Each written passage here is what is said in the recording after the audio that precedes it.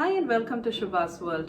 இன்னைக்கு நம்ம இந்த வீடியோல என்ன பார்க்க போறோம் அப்படின்னா breastfeeding basics. பேபி பிறந்ததுல இருந்து breastfeeding எப்படி இருக்கும், என்ன எக்ஸ்பெக்ட் பண்ணணும், எவ்வளவு நேரம் ஃபீட் பண்ணணும், அப்புறம் நியூ மம்க்கு இருக்கக்கூடிய breastfeeding சம்பந்தப்பட்ட நிறைய questions வந்து இந்த வீடியோ உங்களுக்கு ஆன்சர் பண்ணும்.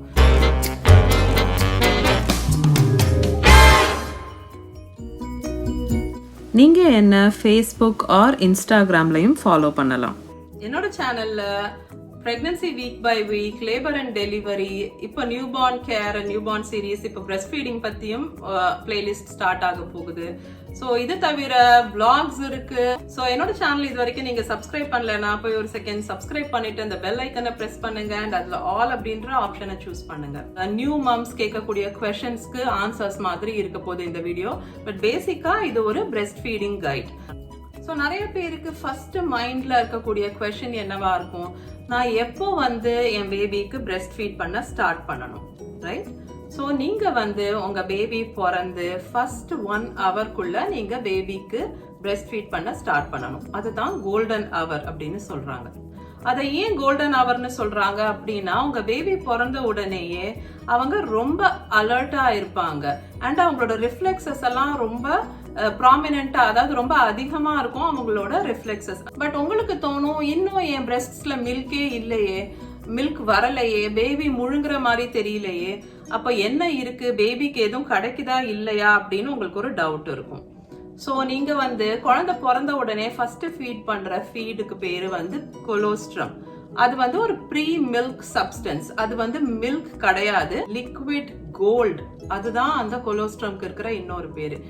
ஏன் இதை லிக்விட் கோல்டு அப்படின்னு சொல்றாங்கன்னா, இது வந்து அவ்வளோ ப்ரெஷியஸ் எல்லோ கலர் லிக்விட் மாதிரி இருக்கும். அண்ட் இது வந்து ரொம்ப ரிச்சான ஒரு சப்ஸ்டன்ஸ். இதுல ஆன்டிபாடிஸ், சுகர்ஸ் அண்ட் குழந்தைக்கு தேவையான எல்லா நரிஷ்மெண்ட்டும் இந்த கொலோஸ்ட்ரம்ல இருக்கு. ஸ்மால் குவான்டிட்டியில தான் கொலோஸ்ட்ரம் எடுத்துக்குவாங்க பேபி. அண்ட் இந்த கொலோஸ்ட்ரம் 1 டீஸ்பூன் அளவுக்கு தான் ஃபர்ஸ்ட் ஃபீட்ல அவங்களுக்கு கிடைக்கும். இது வந்து பேபிக்கு போதுமானது. ஏன்னா இந்த கொலோஸ்ட்ரம் ரொம்ப நியூட்ரிஷியஸ். ஸோ அண்ட் பேபியோட வயிறு வந்து ரொம்ப சின்னதா இருக்கும். ஒரு நெல்லிக்காவோட சைஸ்ல தான் இருக்கும் பேபியோட வயிறு. ஸோ டே 1 அந்த ஃபர்ஸ்ட் 1 ஹவர்க்குள்ள நீங்க முதல் ஃபீட் கொடுத்துடுறீங்க. அண்ட் அதுக்கப்புறம் பேபி வந்து பிரெஸ்ட் ஃபீட் பண்ணிக்க ரெடியா இல்ல, டயர்டா இருக்காங்க, தூங்குறாங்க அப்படின்னா it is totally okay. Because அவங்களுக்கும் அந்த ரெஸ்ட் வேண்டி இருக்கு அண்ட் உங்களுக்கும் ரெஸ்ட் வேண்டி இருக்கும். ஸோ நீங்க ரொம்ப கான்சியஸா திரும்ப ஃபீட் பண்ணணும், 2 ஹவர்ஸ் ஆச்சு, 3 ஹவர்ஸ் ஆச்சுன்னு டே 1 போது நீங்க வரி பண்ண வேண்டாம். எப்போ பேபி திரும்ப முழிக்கிறாங்களோ இல்ல ரெடியா இருக்காங்களோ அப்போ ஃபீட் பண்ணா போறோம். இந்த ரூல் டே 1க்கு மாத்திரம் தான் அப்ளை ஆகுது. டே 2 வரும்போது உங்க பேபி ரொம்ப அலர்ட்டா இருப்பாங்க, எகெயின் நல்லா முழிச்சிட்டு இருப்பாங்க அண்ட் எப்ப பாரு பிரெஸ்ட் ஃபீட் பண்றதுக்கு டிமாண்ட் பண்ணலாம். ஸோ அந்த மாதிரி டைம்ல நீங்க அவங்களுக்கு எவ்வளோ டைம் முடியுதோ அவ்வளோ நேரம் அவங்களுக்கு பிரெஸ்ட் ஃபீட் பண்றது ரெக்கமெண்ட் பண்றாங்க. இது ஏன் பண்ணணும் அப்படின்னா, நம்ம குழந்தைக்கு எவ்வளோ மில்க் வேண்டி இருக்கும் அப்படிங்கறத வந்து நம்ம பாடி வந்து, நம்மளோட உடம்பு வந்து கேலிபிரேட் பண்ணணும். ஸோ கால்குலேட் பண்ணணும் வச்சுக்கோங்க. ஸோ அந்த ஐடியா நம்ம உடம்புக்கு கிடைக்கிறதுக்கு அந்த பேபி வந்து எவ்வளோ தூரம் ஹங்க்ரியா இருக்காங்க, எவ்வளோ எஃபிஷியண்டா ஃபீட் பண்ணிக்கிறாங்க, எவ்வளோ அடிக்கடி அவங்களுக்கு பசி எடுக்குது, நீங்க எவ்வளோ அடிக்கடி ஃபீட் பண்றீங்க, இதெல்லாம் பொறுத்து தான் உங்க உடம்பு மில்கோட அளவு வந்து மேனுஃபேக்சர் பண்ணும். கிட்டத்தட்ட எப்பவுமே பிரெஸ்ட் ஃபீட் பண்ணிட்டே இருக்க மாதிரி கூட சில பேர் சொல்லுவாங்க. ஸோ அது ரொம்ப முக்கியம். ஸோ நீங்க டே 1க்கு நீங்க ஒரு ரெஸ்ட் எடுத்துக்கலாம், பிரேக் எடுத்துக்கலாம் அப்படின்னு சொல்றதுக்கு இதுவும் இன்னொரு காரணம். நீங்க வந்து மாத்தி மாத்தி 2 பிரெஸ்ட்லயும் அவங்களுக்கு ஃபீட் பண்ணணும். ஸோ டே 2 போதும் மில்க் வராது, கொலோஸ்ட்ரம் தான் வரும். ஒரு பிரெஸ்ட்ல 30 to 45 மினிட்ஸ் வரைக்கும் நீங்க ஃபீட் பண்ணுவீங்க. எவ்வளவு நாளைக்கு கொலோஸ்ட்ரம் மாத்திரம் வந்துட்டு இருக்கும், எப்போ மில்க் வரும் அப்படிங்கறது அடுத்த கொஸ்டினா இருக்கும். மில்க் எப்போ வரும்னா, யூசுவலா பிட்வீன் 3 to 5 டேஸ்ல வந்து மில்க் வர ஆரம்பிச்சிடும். அண்ட் மில்க் வர ஆரம்பிச்சிடுச்சுன்னு எப்படி தெரியும் அப்படின்னா, உங்களுக்கு கண்டிப்பா தெரிஞ்சிடும், நீங்க மிஸ்ஸே பண்ண மாட்டீங்க. பிகாஸ் உங்க பிரெஸ்ட்ஸ் வந்து ரொம்ப ஹெவியாவும் ஃபுல்லாவும் ஆயிடும். சில பேருக்கு பெயின்ஃபுல்லாவே ஆயிடும். அந்த அளவுக்கு என்கார்ஜ்டுன்னு சொல்லுவாங்க, என்கார்ஜ்மெண்ட் அப்படின்னு சொல்லுவாங்க. ஸோ ஃபுல்லா இருக்கும், ஹார்ட் ஆயிடும் பிரெஸ்ட்ஸ். பிரெஸ்ட் ஃபீடிங் கம்ஃபர்டபுளா இருந்தா மட்டும்தான் அது சக்சஸ்ஃபுல்லா இருக்க முடியும். ஸோ பேபியோட பொசிஷன் அண்ட் பேபியோட latch இது ரெண்டுமே, இந்த ரெண்டு விஷயமும் ரொம்ப ரொம்ப ரொம்ப முக்கியம். சோ இப்போ இந்த ரெண்டு விஷயத்தையும் நம்ம டீடைல்ஸ்ல பார்க்கலாம். முதல்ல பொசிஷன் பார்க்கலாம். நீங்க ஸ்ட்ரெயிட்டா கரெக்டா கம்ஃபர்டபுளா உட்காந்துட்டு பேபியை தான் நீங்க பிரெஸ்ட் கிட்ட எடுத்துட்டு போகணும். பொசிஷன் பொறுத்த வரைக்கும் ரெண்டாவது விஷயம், பேபியை நீங்க எலிவேட் பண்ணிக்கணும். சோ தேவையான ஹைட்டுக்கு பேபியை வச்சுக்கணும். சோ அதுக்கு நீங்க பிரெஸ்ட் ஃபீடிங் பில்லோ யூஸ் பண்ணலாம், இல்லனா ரெகுலர் பில்லோஸ் கூட யூஸ் பண்ணலாம். பேபிய கம்ப்ளீட்டா உங்க உடம்பு பக்கம் திருப்பிக்கணும். பேபி வந்து இப்படி தலையை மாத்திரம் திருப்ப கூடாது. எப்பவுமே பேபியோட ஹெட், ஷோல்டர் அண்ட் ஹிப்ஸ் இது மூணும் லைன்ல இருக்கணும். சோ பேபியை ட்விஸ்ட் பண்ணாதீங்க, இல்ல தலையை மாத்திரம் திருப்பி நர்ஸ் பண்ணக்கூடாது. பேபியை ஃபுல்லா திருப்பி தான் நீங்க ஃபீட் பண்ணணும். பிரெஸ்ட் ஃபீடிங்க்கு நிறைய மெத்தட்ஸ் இருக்கு. பட் ஃபர்ஸ்ட் டைம் மம்ஸ்க்கு வந்து ரொம்ப காமனா அவங்க யூஸ் பண்றது வந்து cross over method and football method, ரெண்டு மெத்தட் சொல்றாங்க.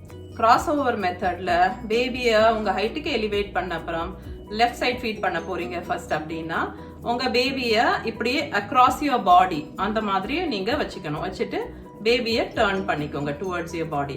இந்த ஆர்ம் வந்து இப்படி பேபியோட ஃபீட், பேபியோட கால்களுக்கு நடுவுல வரலாம். பட் பேசிக் ஐடியா என்னன்னா, இந்த கை வந்து பேபியோட தலையை பிடிச்சிட்டு இருக்க மாதிரி இருக்கணும். சோ இந்த கை தான் உங்க பேபியோட ஹெட்டை கண்ட்ரோல் பண்ண போகுது.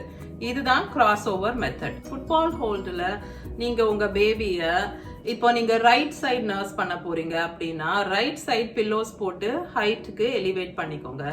அண்ட் உங்க பேபி வந்து பேசிக்கா உங்க ஆர்ம்ஸ்க்கு கீழே போயிடுவாங்க. ஸோ இப்படி சைட்ல வச்சுப்பீங்க. அண்ட் உங்க பேபியை ஃபுல்லா டர்ன் பண்ணிட்டு இப்படி இந்த திரும்பவும் உங்க கை வந்து பேபியோட ஹெட்டை ஹோல்ட் பண்ணும். பில்லோ மேல பேபி படுத்துட்டு இருப்பாங்க. Most important thing about breast feeding அப்படின்னு சொல்ல போனா latch.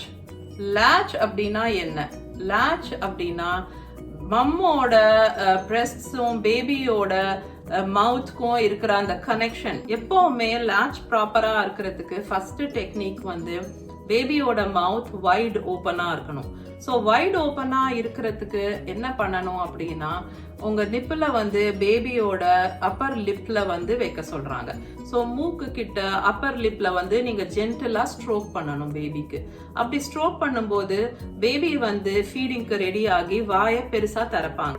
எவ்வளவு பெருசானா ஒரு யான் பண்ற மாதிரி, கொட்டாவி விடுற மாதிரி. இந்த பேபியோட மவுத் வைட் ஓப்பனா இருக்கும் போது நீங்க குவிக்கா மூவ் பண்ணி உங்க பிரெஸ்ட் மேல பிளேஸ் பண்ணணும் அந்த ஓபன் மவுத்தை.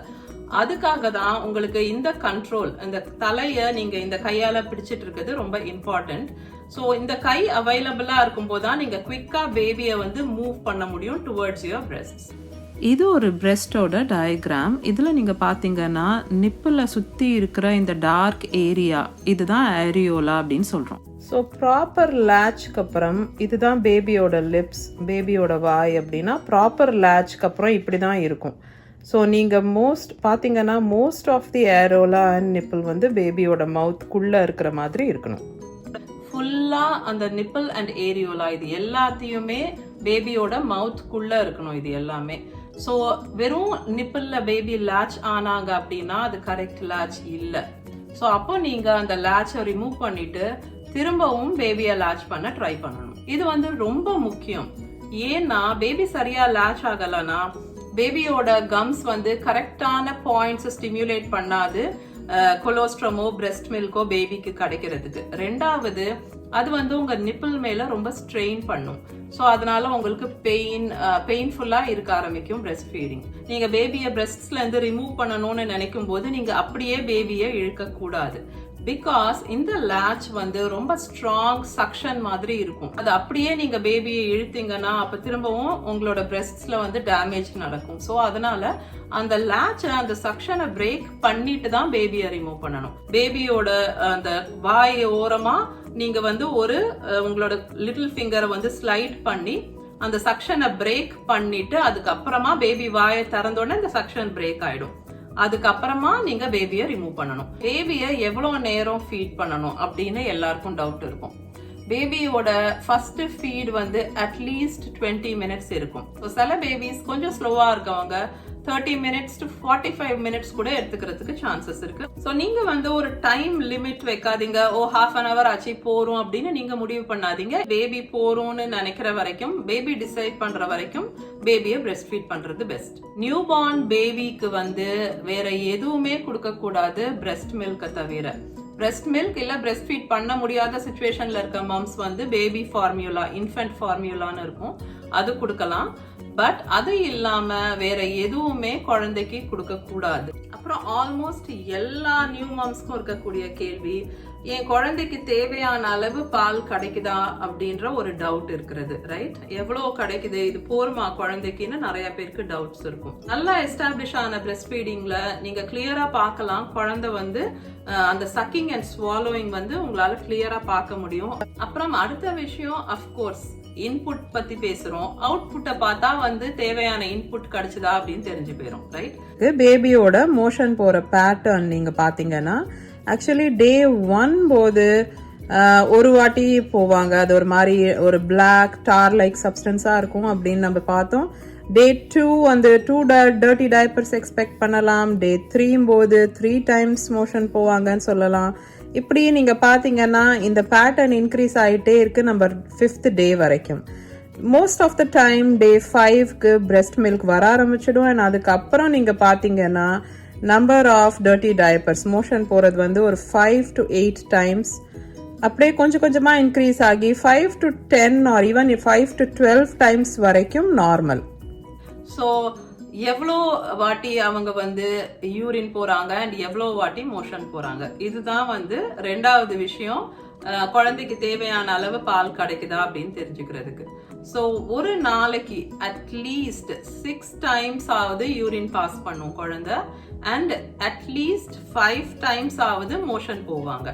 இன்னொன்னு, நியூ பார்னோட மோஷன் எப்படி இருக்கும் அப்படின்னு நம்ம தெரிஞ்சுக்கணும். பிகாஸ் நிறைய பேர் என்கிட்ட சொன்னாங்க, என்னோட குழந்தைக்கு வந்து டயரியா மாதிரி போகுது, லூஸ் மோஷன் மாதிரி இருக்கு அப்படின்னு. அது வந்து லூஸ் மோஷன் கிடையாது. பிரஸ்ட் ஃபெட் பேபிஸோட பூப்ஸ் வந்து, அதாவது அவங்களோட மோஷன் வந்து ரொம்ப சாஃப்டாவும் ரன்னியாவும் தான் இருக்கும், தொரன்னு இருக்க மாதிரி தான் இருக்கும், டயரியா மாதிரி. ஃபர்ஸ்ட் 6 வீக்ஸ் வந்து இப்படிதான் இருக்கும். அண்ட் நான் சொன்ன மாதிரி 5 டைம்ஸ் அட்லீஸ்ட் மோஷன் போவாங்க. But as much as 10 to 12 times வரைக்கும் நார்மல். இது எல்லாமே நீங்க நோட் பண்ணி வைக்கிறது ரொம்ப நல்ல பழக்கம் அப்படின்னு சொல்றாங்க. ஓகே, சோ இந்த வீடியோக்கு அவ்வளவுதான். பிரஸ்ட் ஃபீடிங்னு வரும்போது நிறைய விஷயம் இருக்கு. நான் ஏதாவது ஒரு விஷயம் இதுல மிஸ் பண்ணிட்டேன் இன்னைக்கு வீடியோல அண்ட் அதை பத்தி நான் டிஸ்கஸ் பண்ணணும் அப்படின்னா எனக்கு கமெண்ட் செக்ஷன்ல சொல்லுங்க. வர்ற வாரங்கள்ல பிரஸ்ட் ஃபீடிங் பத்தின மற்ற வீடியோங்க பண்ணும்போது நம்ம அந்த விஷயத்தையும் இன்க்ளூட் பண்ணிக்கலாம். உங்க கமெண்ட் எல்லாத்துக்கும் நான் ரெஸ்பாண்ட் பண்ணுவேன். பட் நான் இங்க டொரண்டோல வேற டைம் ஜோன்ல இருக்கதால என்னோட ரெஸ்பான்ஸ் உங்களுக்கு டிலேடா தான் வரும். நான் ஒன்ஸ் எவ்ரி Thursday ஒரு நியூ வீடியோ போஸ்ட் பண்றேன். ஓகே, சோ உங்க எல்லாரையும் நான் என்னோட அடுத்த வீடியோல மீட் பண்றேன். Until then, take care.